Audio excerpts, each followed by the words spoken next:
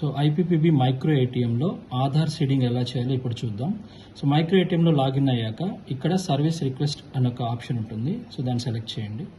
దాన్ని సెలెక్ట్ చేశాక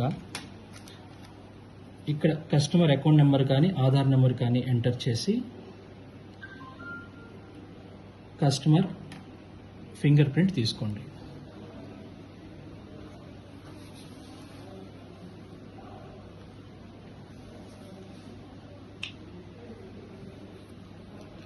skip click చేయండి.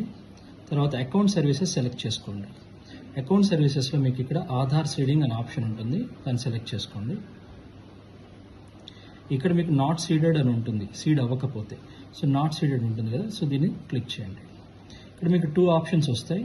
సెకండ్ ఆప్షన్ సెలెక్ట్ చేయండి. వెరిఫై క్లిక్ చేసి ఫింగర్ ప్రింట్ తీసుకోండి. మళ్ళీ